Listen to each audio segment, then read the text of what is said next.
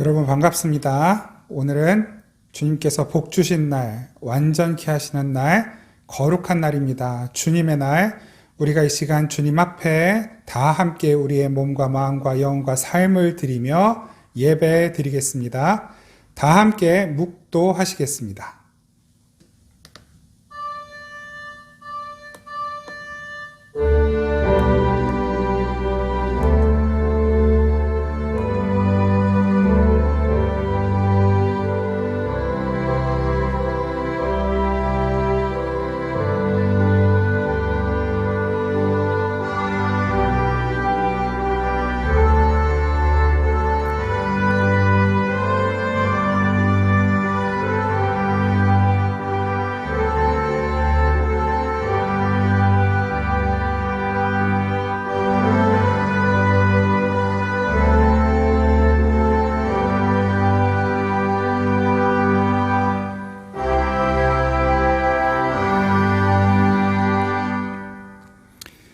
시온에 계시는 여호와는 위대하시고 모든 민족보다 높으시도다.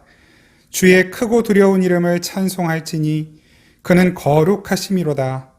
너희는 여호와 우리 하나님을 높여 그의 발등상 앞에서 경배할지어다. 그는 거룩하시도다. 아멘.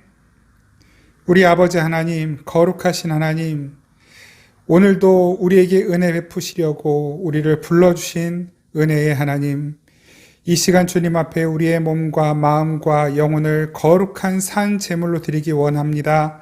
부정하고 더러운 모든 것들을 성령의 불로 태우시고 성결하게 하셔서 주님께서 받으실 만한 제물이 되게 하옵소서. 주님이 기뻐하시는 예배가 되게 하옵소서.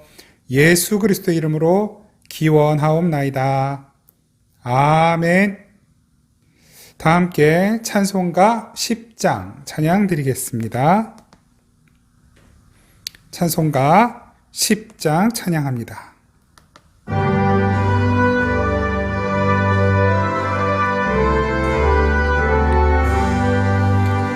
전능왕 오셔서 주 이름 찬송케 하옵소서. 영광과 권능의 성부여 오셔서 우리를 다스려 주옵소서. 강생한 성자여 오셔서 기도를 들으소서. 택하신 백성들 복 내려 주시고 거룩한 마음을 주옵소서. 위로의 주 성령 오셔서 큰 증거 주옵소서. 전능한 주시여 각 사람 맘에서 떠나지 마시고 계십소서. 성삼위일체께 한없는 찬송을 드립니다. 존귀한 주님을 영광 중 배웠고 영원히 모시게 하옵소서. 아멘.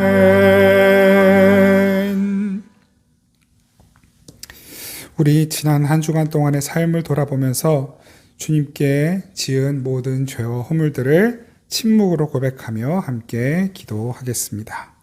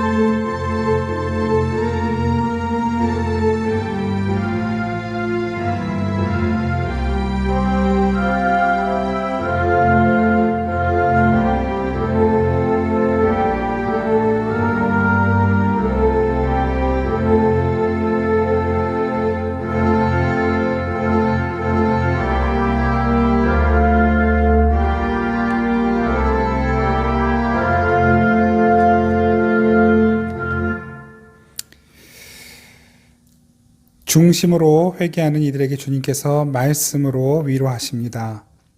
그의 노염은 잠깐이요 그의 은총은 평생이로다. 저녁에는 울음이 깃들지라도 아침에는 기쁨이 오리로다. 주께서 나의 슬픔이 변하여 내게 춤이 되게 하시며 나의 배 옷을 벗기고 기쁨으로 띠우셨나이다. 아멘. 사도신경으로 우리의 신앙을 고백드립니다. 나는 전능하신 아버지 하나님 천지의 창조주를 믿습니다. 나는 그의 유일하신 아들 우리 주 예수 그리스도를 믿습니다. 그는 성령으로 잉태되어 동정녀 마리아에게서 나시고 본디오 빌라도에게 고난을 받아 십자가에 못 박혀 죽으시고 장사된 지 사흘 만에 죽은 자 가운데서 다시 살아나셨으며 하늘에 오르시어 전능하신 아버지 하나님 우편에 앉아 계시다가 거기로부터 살아있는 자와 죽은 자를 심판하러 오십니다.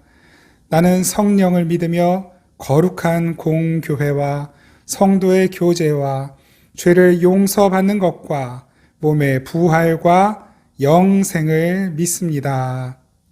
아멘. 찬송가 249장입니다. 찬송가 249장 우리 다 함께 찬양 드리겠습니다.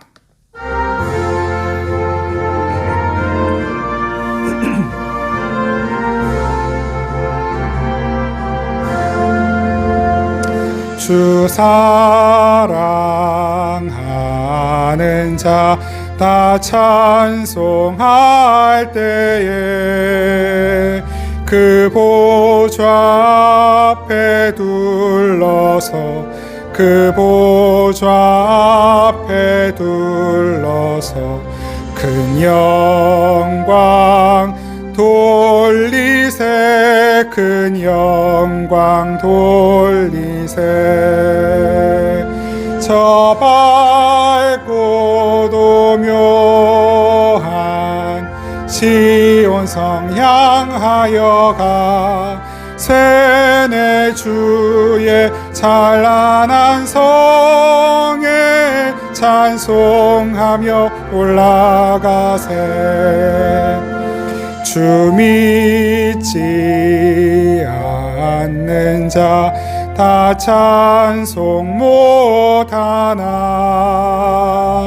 하나님 자녀 된 자들 하나님 자녀 된 자들 그 기쁨 전하세 그 기쁨 전하세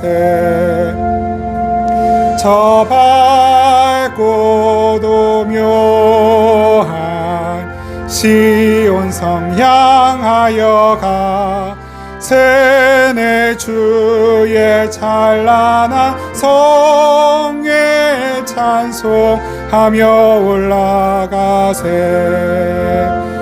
저 하늘 황금길 나 올라갈 때에 시온성 언덕 위에서 시온성 언덕 위에서 수많은 천사들 날 인도하리라 아멘 저 밝고도 묘한 시온성 향하여 가 세네 주의 찬란한 성에 찬송하며 올라가세 내 눈물 다 씻고 늘 찬송 부르리 저 임마누엘 주 앞에 저 임마누엘 주 앞에 그 영광 누리리 나 영광 누리리 아멘 밝고 도묘한 시온성 향하여 가 세네 주의 찬란한 성에 찬송하며 올라가세.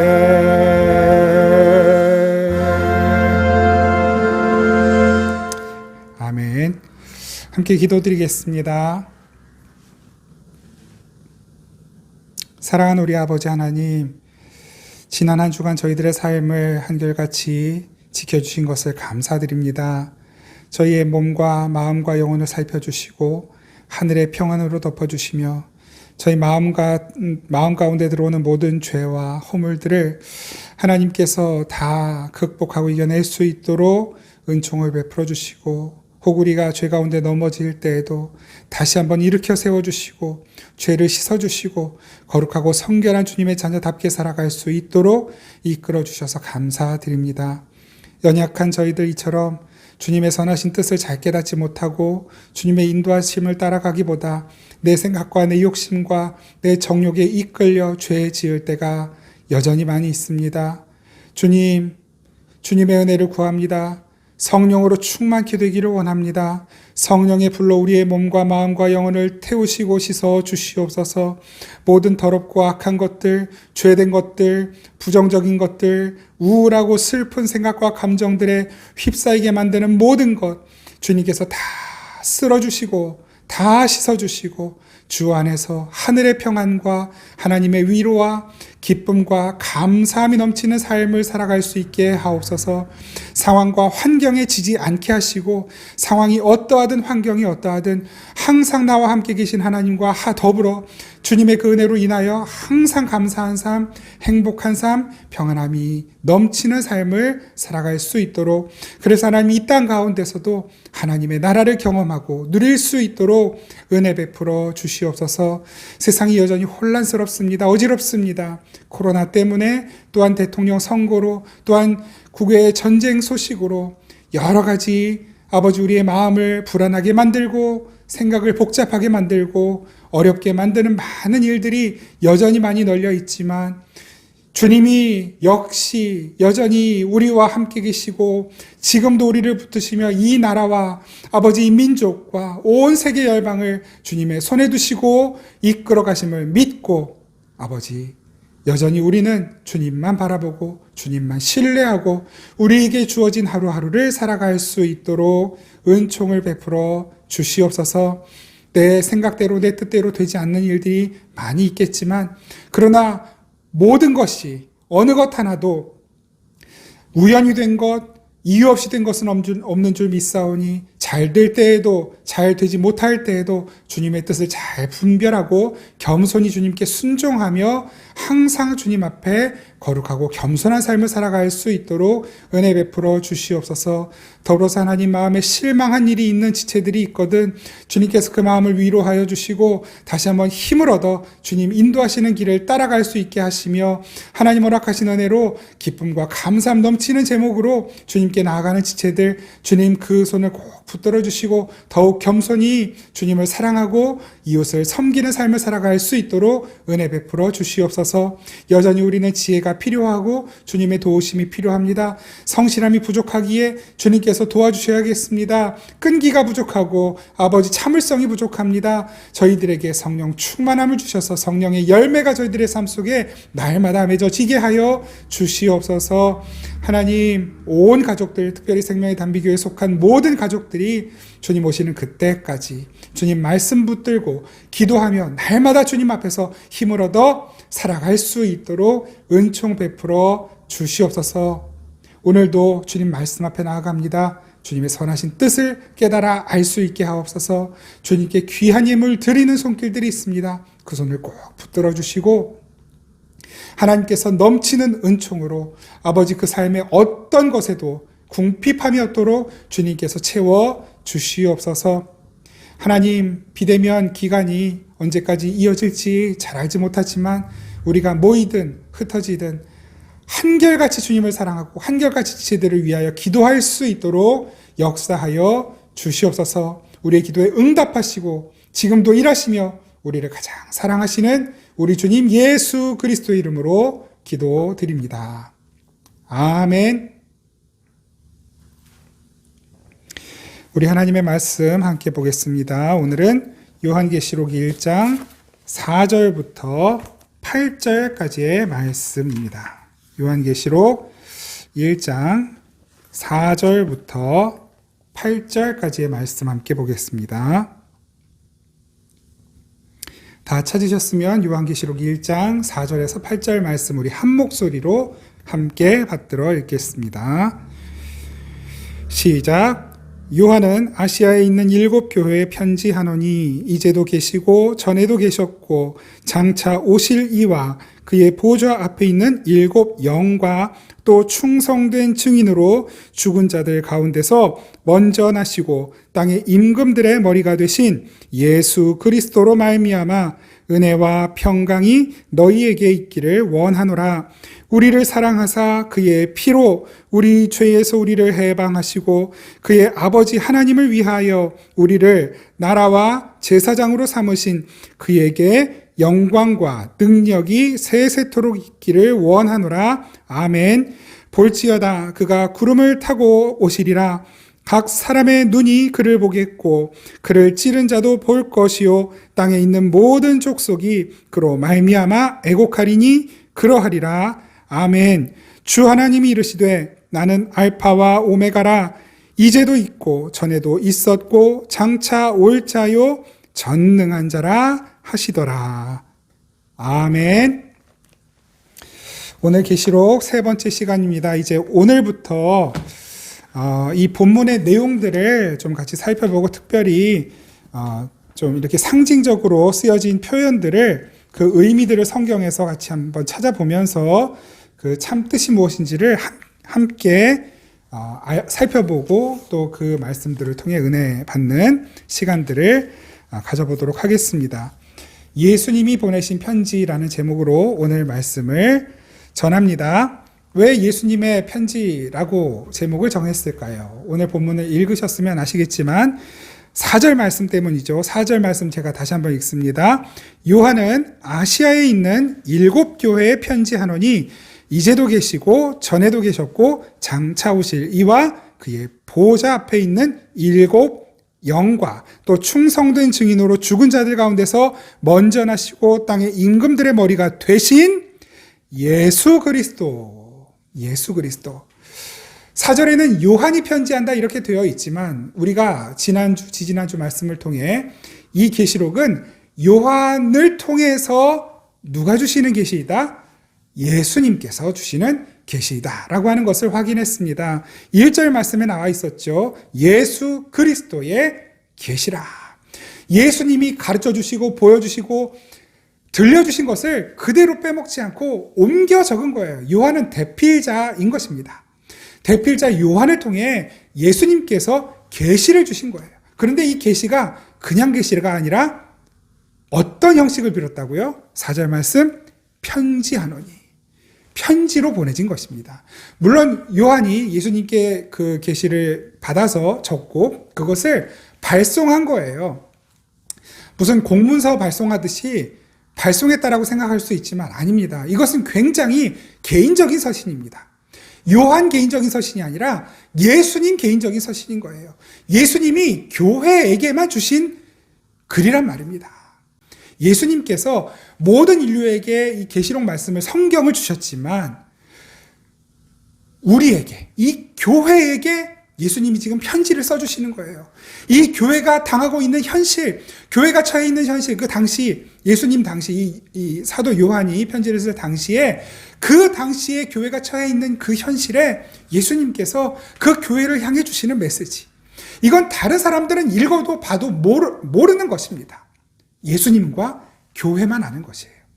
지금 현재에 주님께서 이 계시록을 우리에게 편지로 주셨습니다.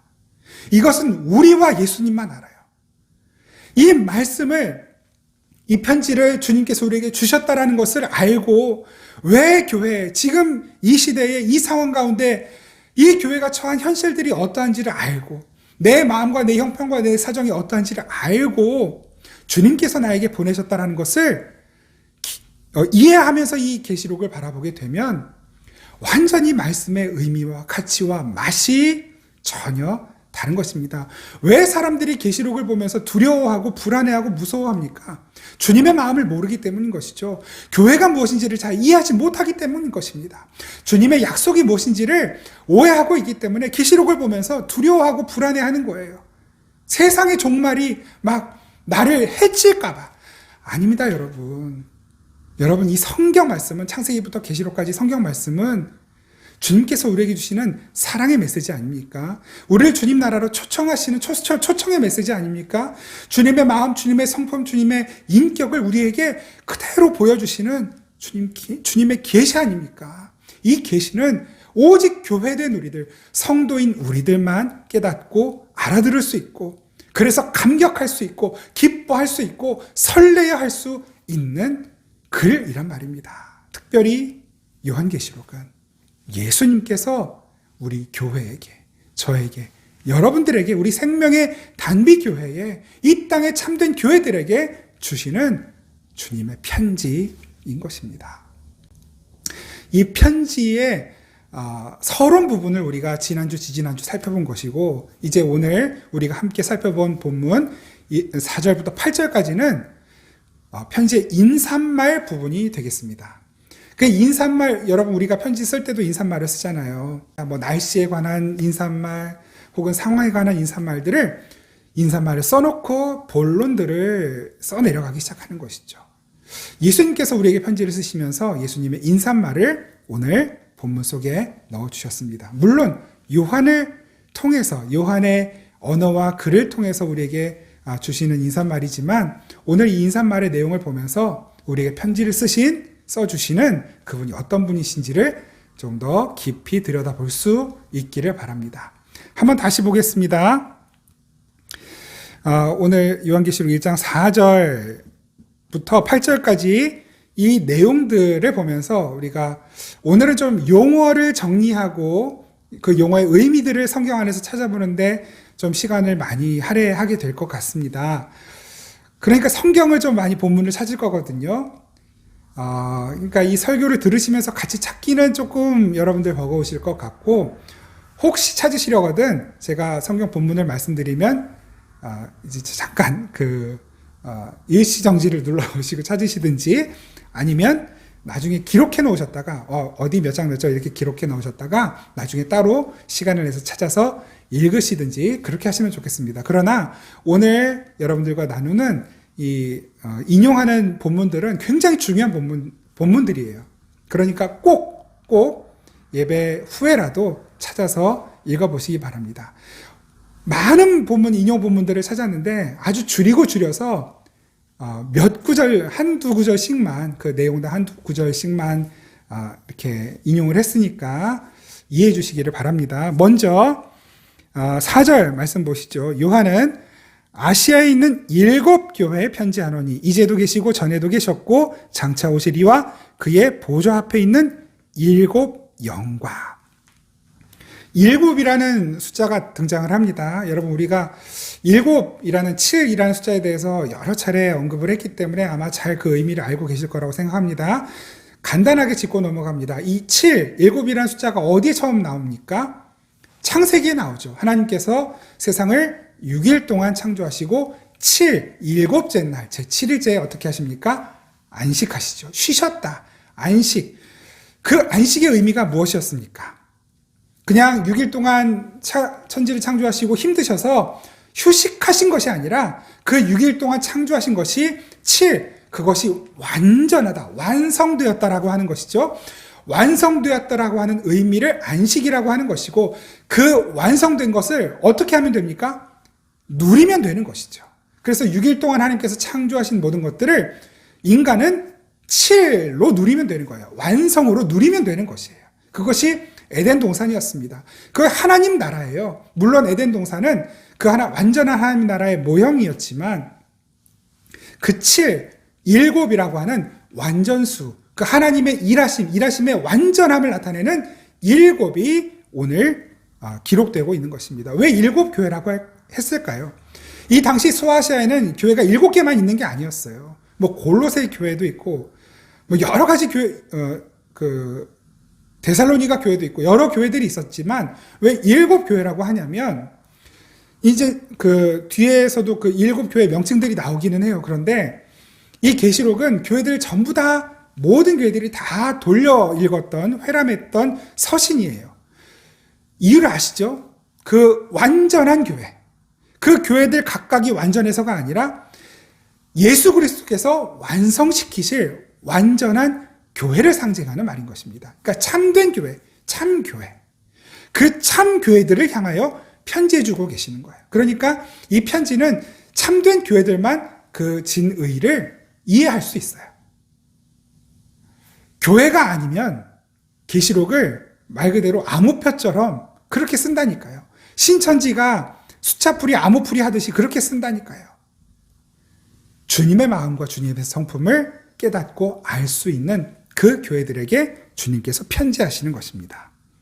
그런데 그 주님이 어떤 분이신가, 예수 그리스도가 어떤 분이신가를 오늘 본문 중에서, 그 인사말 중에서 아주 길게 이야기하는 거예요. 그러니까 이 계시록의 인사말은 우리에게 편지를 써주시는 예수 그리스도께서 어떤 분이신가, 그 예수님이 교회에게 편지하고 계신다라고 하는 것을 나타내는 본문인 것이죠.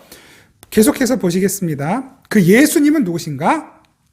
4절 중반, 이제도 계시고 전에도 계셨고 장차 오시리와 그의 보좌 앞에 있는 7 영과 7 영, 7 이제 아시죠? 완전한 영, 성령인 것입니다. 어떤 것에도 훼손될 수 없는, 어떤 것에도 더해지거나 빼질 수 없는 완전하신 영, 성령, 그 7 영인 것입니다. 이 7 영에 관하여 계시록 5장 6절에서 간략하게 소개하고 있는데 그 부분을 좀 먼저 함께 보겠습니다. 계시록 5장 6절 제가 읽어드립니다. 내가 또 보니 보좌와 내 생물과 장로들 사이에 한 어린 양이 서 있는데 일찍이 죽임을 당한 것 같더라.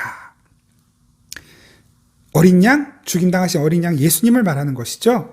그에게 7 뿔과 7 눈, 또 여기 7이 나와. 이건 완전한 권위, 완전한 안목, 완전한 관점, 이것이라고 말씀을 드렸었어요, 이전에. 이 눈들은 온 땅에 보내심을 받은 하나님의 7 영이라. 성령이에요. 하나님의 7 영, 하나님의 영, 성령, 보혜사, 예수님께서 죽으시고 부활하시기 전에 교회를 향하여, 그 사도들을 향하여 말씀하셨잖아요. 또 다른 보혜사를 너희에게 보내리니 성령님이에요. 그 성령이 하나님의 7 영인 것입니다. 이 눈, 그 눈이 7 영의 성령이 온 세상을 감찰하시는 눈이에요. 그 성령께서 교회를 살펴보시고 세상을 살펴보고 계시는 것입니다. 특별히 교회들을 불꽃 같은 완전한 눈동자로 살펴보시면서 지켜주시고 보호하시고 완성시켜 가시는 것이에요. 이 세상에게 훼손되지 않고 이 세상에게 지지 않고 넘어지지 않도록 그 참된 교회들을 7 교회를 붙드시고 영원한 하나님 나라로 완성시키시는 바로 그 눈, 그 영, 성령님인 것입니다. 계시록 1장 8절 제가 읽어드리겠습니다. 주 하나님이 이르시되 나는 알파와 오메가라. 시작과 끝이죠. 이제도 있고 전에도 있었고 장차 올 자요 전능한 자라 하시더라. 알파와 오메가, 시작하시고 완성시키시는 분이에요. 시작하시고 완성. 여러분, 이 세상은 반드시 끝이 나요. 그런데 하나님 안에 있지 않은 이들에게는 그 끝은 종말이고 말 그대로 종말이고 심판입니다. 그러나 우리에게는 어떤 날? 7째 날인 거예요. 그것이 완성되는 날. 우리의 거룩함이 영화롭게 완성되는 날, 우리의 부족함이 다 씻어지고 이제는 더 이상 부족함이 없는, 눈물이 없는, 유혹도 없고 죄도 없고 실패가 실망이 없는 영원한 하나님의 나라, 그 나라를 누리는 완성의 날, 바로 그 날이 주님 다시 오시는 날이에요. 완성, 예수님은 우리를 완성시키시는 분이신 것입니다. 그리고 그 예수님을 또 어떻게 소개를 하고 있냐면 5절 말씀, 충성된 증인으로 죽은 자들 가운데서 먼저 나시고, 충성된 증인이래요, 예수님이. 그리고 죽은 자들 가운데서 먼저 나신 분이래요. 첫 열매, 죽은 자들 가운데 부활의 첫 열매가 되셨어요. 땅의 임금들의 머리가 되셨다. 예수님을 이렇게 소개하고 있는 거예요. 그 이전에도 계셨고 지금도 계시고 장차 오실 그분이 누구시냐? 그분은 충성된 증인이시다. 이 충성된 증인이라는 말이 무슨 말입니까? 본 것을 그대로 말하는, 전해야 할 것을 빼놓지 않고 목에 칼이 들어와도 목숨 걸고 증거하는 분. 예수님이 우리에게 하나님 나라를 빼놓지 않고 정확하게 증거해 주셨단 말입니다. 때가 찼고 하나님의 나라가 가까이 왔으니 회개하고 복음을 믿으라. 하나님의 나라를 전해주신 분이에요. 무엇으로? 물론 말씀으로도 전하셨지만 그 온 삶으로 하나님의 나라가 무엇인지를 우리에게 증거하셨어요. 충성된 증인. 그거 증거하시느라고 돌아가신 거예요. 목숨 걸고 증거하신 것입니다. 그래서 충성된 증인, 이게 선지자의 역할이었거든요. 그래서 예수님은 완전한 선지자이신 거예요. 그렇게 선지자로 오신 예수님이 죽임을 당하십니다. 희생 제물이 되신 것이죠. 제사장으로서 희생 제물이 또한 되셔서 우리를 위하여 하나님 앞에 영단번에 드려지시는 거룩한 산 희생 제물이 되셨단 말입니다. 그 희생으로 말미암아 우리의 죄를 뒤집어 쓰시고 죽으셔서 우리에게 생명을 주신 것이잖아요. 죽은 자들의 첫 열매가 되셨다. 부활하셨다는 말이죠. 오늘 이 말씀 한번 같이 보실까요? 히브리서 5장 8절에서 10절 제가 읽어드리겠습니다. 그가 아들이시면서도 받으신 고난으로 순종함을 배워서 온전하게 되셨은즉 자기에게 순종하는 모든 자에게 영원한 구원의 근원이 되시고 하나님께 멜기세덱의 반차를 따른 대제사장이라 칭하심을 받으셨느니라. 첫 열매이신 예수님은 하나님의 아들이시지만 고난으로 죽으심으로 순종함을 나타내셔서 온전케 되셨다. 그 첫 열매가 되셔서 그 온전하게 되셨은즉 자기에게 순종하는 그 뒤를 따르는 첫 열매이신 예수를 따르는 모든 자들에게 영원한 구원의 근원이 되셨다. 로마서 8장 29절 말씀, 로마서 8장 29절입니다. 하나님이 미리 하신 자들을 또한 그 아들의 형상을 본받게 하기 위하여 미리 정하셨으니 이는 그로 많은 형제 중에서 맏아들이 되게 하려 하심이라. 맏아들, 그 형상을 본받게 하기 위하여 미리 정하셨으니 이는 그로 많은 형제들 중에서 맏아들이 되셨다. 죽은 자들, 잠자는 자들의 첫 열매가 되신 예수님이 맏아들이라는 말은 무슨 말입니까?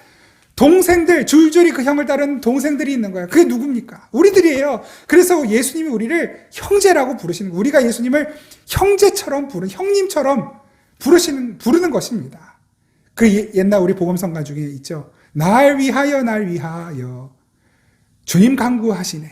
형님처럼 대신하여 우리를 위해 죽으신 거예요. 형님처럼 대신하여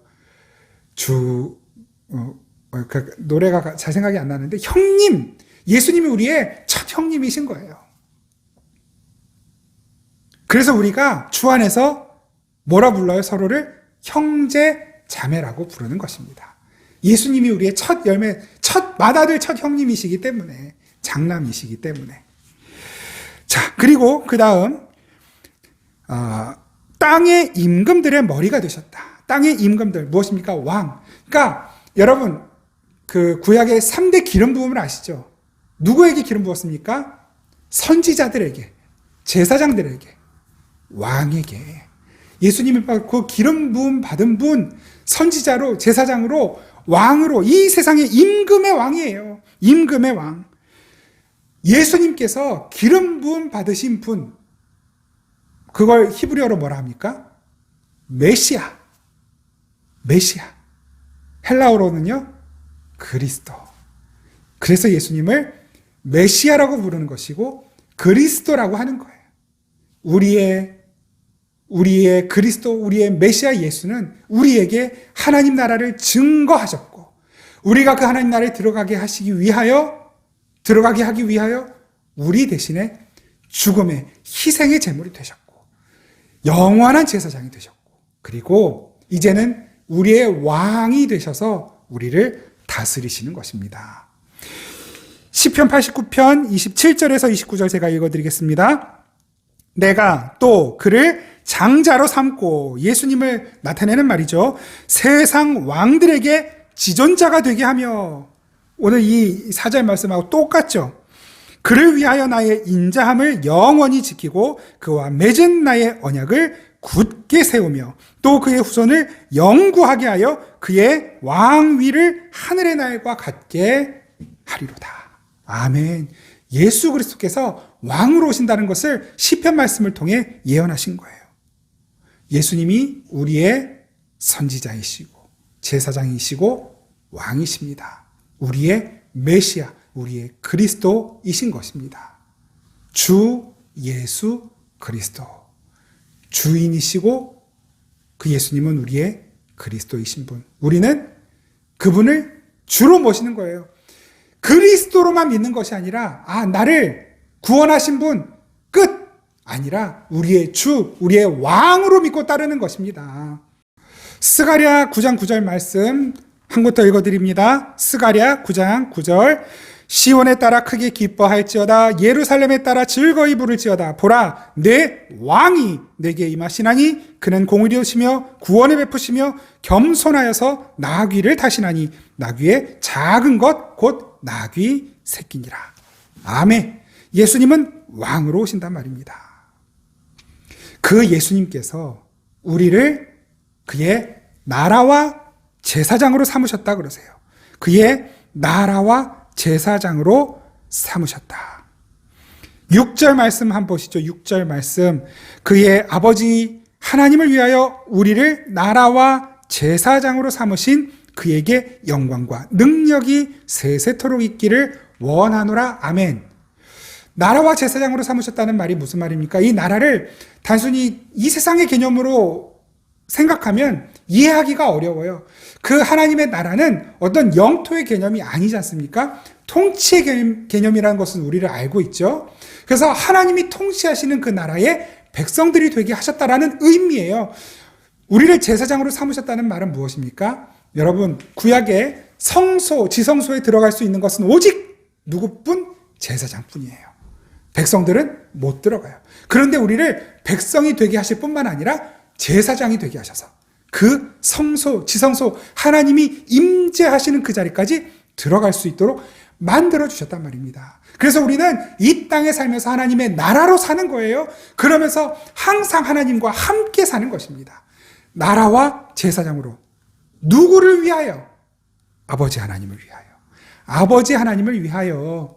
여러분, 주님께서 우리를 왜 창조하셨다고 말씀하세요? 이사야 43장 21절. 이 백성은 내가 나를 위하여 만들었다 그러셨죠. 무엇 때문에? 나를 찬송하게 하려고. 하나님을 기뻐하는 존재로 만들려고. 그 하나님의 백성들은 진짜 참 기쁨의 이유가 하나님밖에 없는 거예요. 그 하나님을 기뻐해서 하나님을 기뻐하면 어떻게 해요? 그냥 수시로 찬양하게 되는 것이죠. 하나님만 생각하면, 하나님 나라만 생각하면 찬양이 막 나오는 거예요. 여러분, 그것이 우리가 하나님 나라의 백성으로 제사장으로 살아가면서 누리게 되는 기쁨이에요. 그 기쁨이 찾아오면 우리 찬양하게 되어 있는 것입니다. 정말로 암담하고 암울한 현실 속에 있는 것을 바라볼 때는 너무 힘든데 그때에 하나님이 나와 함께 계신다는 걸 알잖아요. 깨닫잖아요. 하나님의 관점이 내 안에 들어오게 되잖아요. 내가 하나님 나라를 살고 있구나. 주님께서 곧 다시 오시니까 나보고 지금 기다리라고 하시는구나. 그 나라가 언제 올까? 설레어하는 마음, 기뻐하는 마음, 기대하는 마음으로 하나님을 찬양하게 되는 것입니다. 6.25 전쟁통에 우리 믿음의 선조들이 고백했던 찬양이 있습니다. 피난처 있으니 환난을 당한 자 이리 오라. 막 그 방공호 안에 숨어서 포탄이 떨어지고 여기저기 흔들리고 총성이 울리는데 그 안에서 이 찬양을 부르며 소망을 갖는 거예요. 그게 뭐 이 나라가 경제적으로 잘 될 거라는 소망, 그런 소망이었겠습니까? 내 자식들이 보란 듯이 성공할 거라는 그런 소망이었겠습니까? 아니요. 이 전쟁이 끝나지 않을지 몰라도, 저 총탄에 포탄에 내가 죽을지 몰라도 예수 그리스도가 나의 피난처라는 고백을 했단 말입니다. 여러분, 그것이 우리의 고백인 것입니다. 저 로마의 폭정 시대에 교회들이 말도 못하는 위험과 어려움 가운데 있었지만 그들의 소망은 하나님의 나라였습니다. 예수 그리스도였단 말입니다. 그 예수 그리스도를 붙들고 그 소망으로 그 죽음의 공포와 위협을 이겨냈단 말입니다. 예수님께서 우리를 나라와 제사장으로 삼으신 것. 이 세상에 휘둘리지 않고, 이 세상에 지지 않고, 어떤 상황과 환경 가운데서도 하나님의 나라 백성으로 하나님께로 가까이 나아갈 수 있는 그 발등상 앞에 엎드릴 수 있는 자격과 권리를 가진 제사장으로서 이 세상을 살아가라고 하나님을 찬양할 수 있는 그 특권을 우리에게 주신 것입니다. 그 기뻐할 수 있는 특권, 자유할 수 있는 특권, 하나님께서 우리에게만 주신 것입니다. 교회에게만 주신 것이에요. 베드로전서 2장 9절 말씀, 똑같은 말씀이죠. 우리 또 안 짚고 넘어갈 수 없죠. 베드로전서 2장 9절 말씀 읽어드리겠습니다. 그러나 너희는 택하신 족속이요 왕같은 제사장들이요 거룩한 나라요 그의 소유가 된 백성이니 이는 너희를 어두운 데서 불러내어 그의 기이한 빛에 들어가게 하신 이의 아름다운 덕을 선포하게 하려 하심이라. 선포한다, 자랑한다, 발표한다, 찬양한다예요. 그의 덕을, 하나님을 기뻐하고 찬양하라고 우리를 나라와 제사장, 나라 곧 제사장으로 부르신 것입니다. 계속해서 7절 말씀 보겠습니다. 볼지어다 그가 구름을 타고 오시리라. 그가 구름을 타고 오시리라.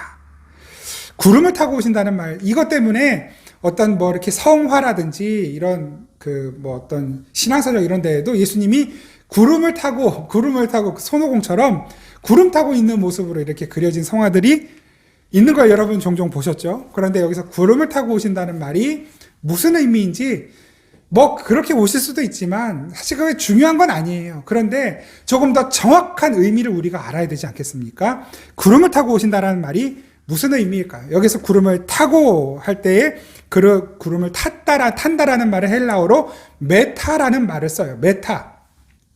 그 메타가 뭐냐면 함께라는 의미예요. 함께. 타고라는 뜻은 없어요. 함께 또는 그 사이에요.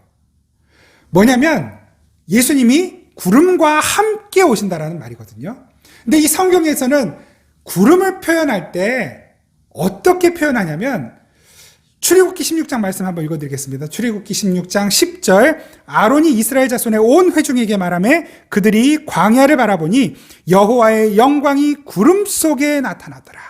그러니까 이 구름은 하나님의 영광을 나타내는 상징적인 표현이에요. 하나님의 영광이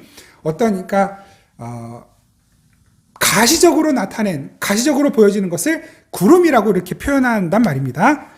역대하 5장 보면 오늘 본문하고 너무너무 비슷해요. 역대하 5장 13절 14절 제가 읽어드리겠습니다.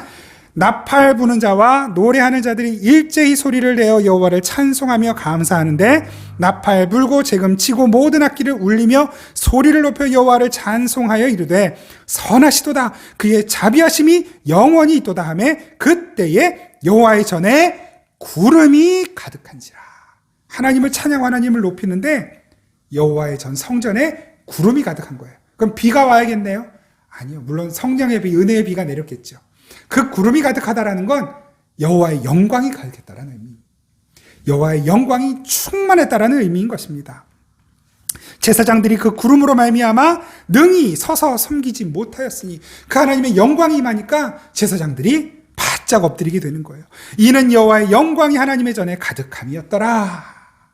여러분 이 역대하 5장 말씀 뭐냐면 솔로몬이 하나님의 성전을 건축했잖아요. 완공한 다음에 그 성전을 하나님께 바치는 성전 낙성식을 하는 장면이거든요. 역대하 5장부터 7장까지가 그 성전 낙성식을 하는데 하나님이 기뻐하시고 성전의 영광으로 충만하게 임하신 것입니다. 여러분, 저와 여러분들의 삶의 자리가, 저와 여러분들의 가정이, 우리 생명의 단비교회가 이렇게 여호와의 영광으로 충만케 되기를 간절히 바랍니다. 우리가 살아가는 삶의 현장에 하나님의 성전으로 살아가는 우리들의 삶이 여호와의 영광으로 충만케 되기를 간절히 바랍니다. 그 영광이 역사하고 임하실 때에 우리가 어떻게 찬양하지 않을 수 있겠습니까? 그 영광 가운데에 이 세상에 지지 않고 승리할 수 있기를 바랍니다. 마태복음 17장 1절에서 5절 말씀도 읽어드립니다. 엿새 후에 예수께서 베드로와 야고보와 그 형제 요한을 데리시고 따로 높은 산에 올라가셨더니 그들 앞에서 변형되사 그 얼굴이 해같이 빛나며 옷이 빛과 같이 어졌더라. 그때 모세와 엘리야가 예수와 더불어 말하는 것이 그들에게 보이거늘 베드로가 예수께 여쭈어 이르되 주여 우리가 여기 있는 것이 좋사오니 만일 주께서 원하시면 내가 여기서 초막 셋을 짓되 하나는 주님을 위하여 하나는 모세를 위하여 하나는 엘리야를 위하여 하리이다. 말할 때에 호련히 빛난 구름이 그들을 덮으며 구름 속에서 소리가 나서 이르되 이는 내 사랑하는 아들이요 내 기뻐하는 자니 너희는 그의 말을 들으라 하시는지라. 예수님과 구약의 위인들이 함께 한 자리에 모이는 장면이 연출이 돼요. 그런데 거기에 구름이 가득한 거예요. 또 다 비 쫄쫄 맞고 있는 겁니까? 아니요, 여호와의 영광이 충만하게 임하는 것입니다. 다니엘 7장 13절 14절 내가 또 밤 환상 중에 보니 인자 같은 이가 하늘 구름을 타고 와서, 오늘 본문하고 똑같죠.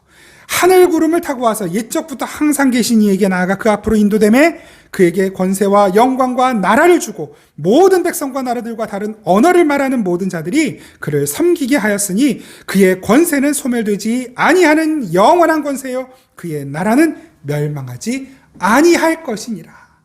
여러분, 이 사도 요한이 오늘 본문 7절을 쓰면서 저는 이 다니엘 말씀을 떠올리면서 썼는 것 같아요.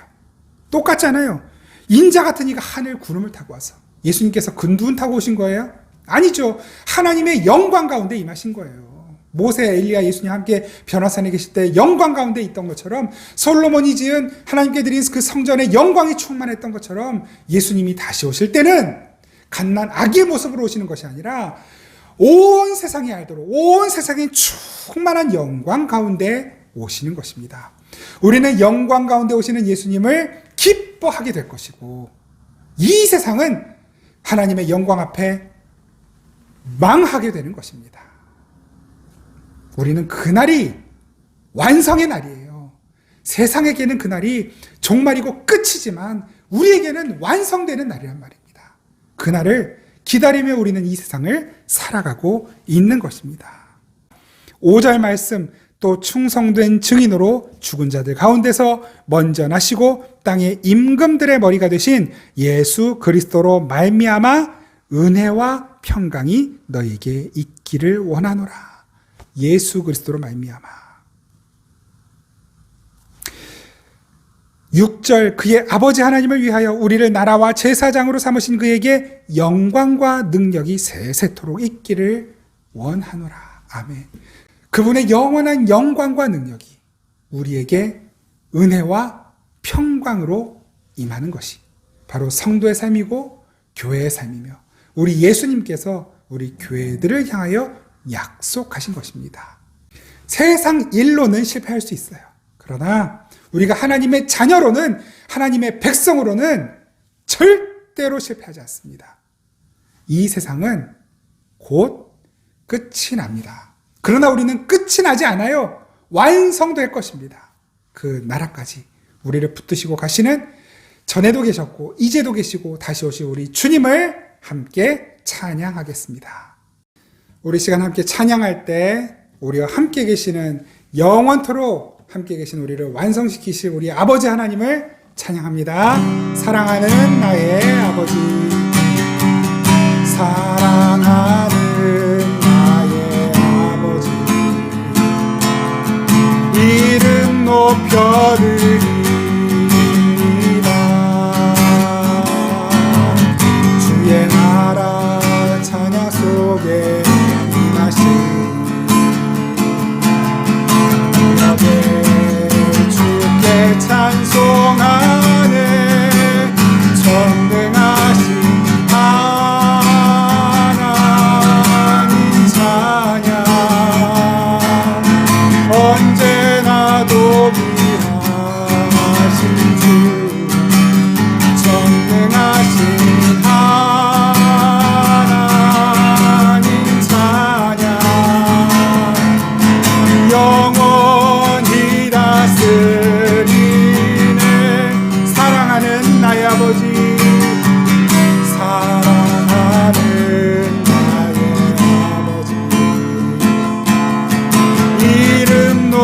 높여드리리라. 주의 나라 찬양 속에 임하시니 주께 찬송하네. 전능하신 하나님 찬양. 언제나 동일하신 주 전능하신 하나님 찬양. 영원히 다스리네. 한 번 더 고백합니다. 사랑하는 나의 아버지, 사랑하는 나의 아버지, 이름 높여드리리라. 주의 나라 찬양 속에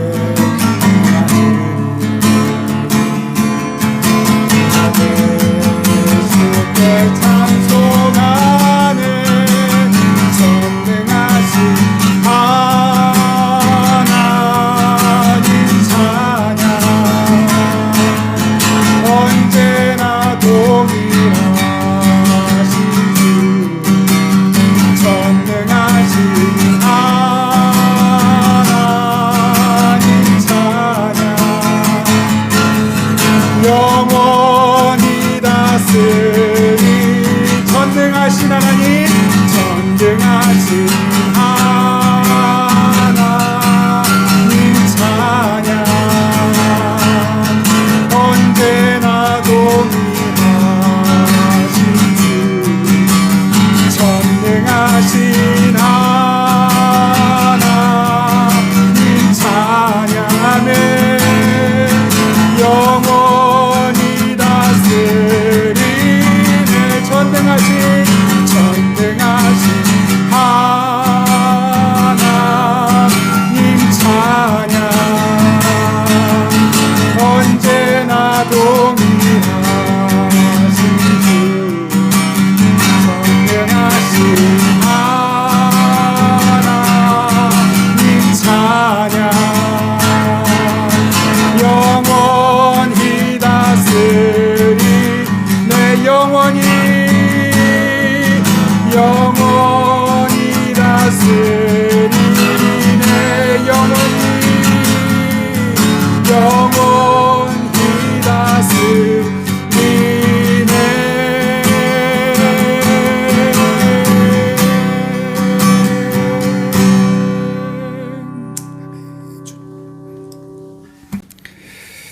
우리를 사랑하시는 우리 아버지 하나님, 그 아들 예수를 우리에게 기꺼이 내어주신 우리 아버지 하나님, 그 무한한 영광과 능력을 우리에게 은혜 베푸시기 위해, 우리에게 평안 주시기 위해 다 쏟아부으시는 참 좋으신 아버지 하나님, 주님을 찬양합니다.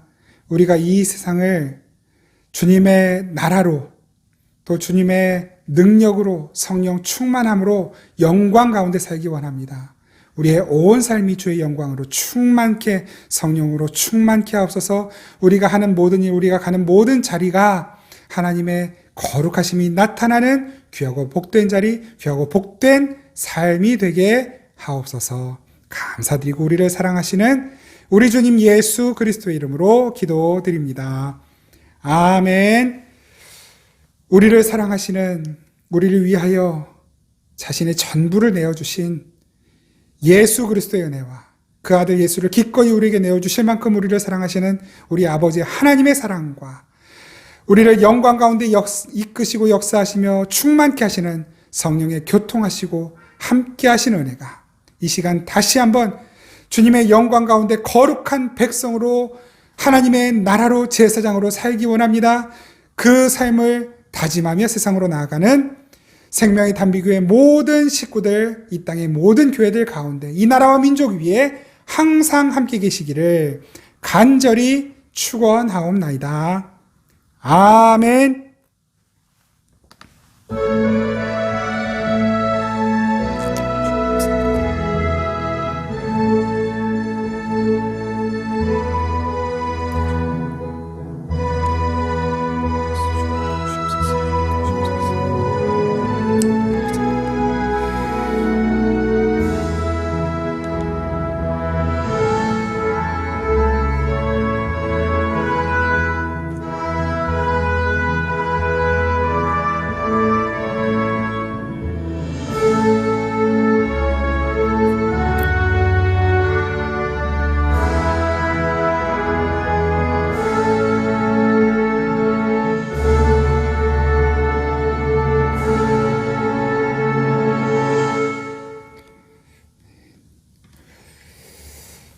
감사합니다. 예배를 마쳤습니다. 코로나가 확진자들이 계속해서 늘고 있습니다. 아무쪼록 다른 어떤 것보다도 우리 생명단비교회 식구들 건강하시기를 늘 기도합니다. 참 코로나 이제는 안 걸리기가 더 어려운 때가 되지 않았나 싶습니다.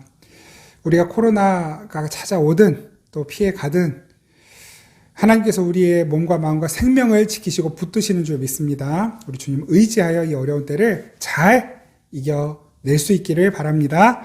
그래서 비대면 예배를 부득이하게 몇 주간 더 연장해야 될 것 같습니다. 일단은 2월 27일 다다음 주까지 연장을 하는 것으로 하고 그 이후의 상황을 봐서 조금 더 연장을 하든지 그렇게 해야 될 것 같습니다. 이제 곧 사순절이 시작되는데 제 마음으로는 사순절에는 같이 모여서 좀 예배했으면 좋겠다는 마음이 있습니다. 그러나 그렇게 되지 못하더라도 널리 이해해 주시고 우리 서로서로의 건강을 지키고 또 우리가 이웃을 또 더 잘 섬기는 교회가 되도록 우리 같이 협조해 주시기를 부탁을 드립니다.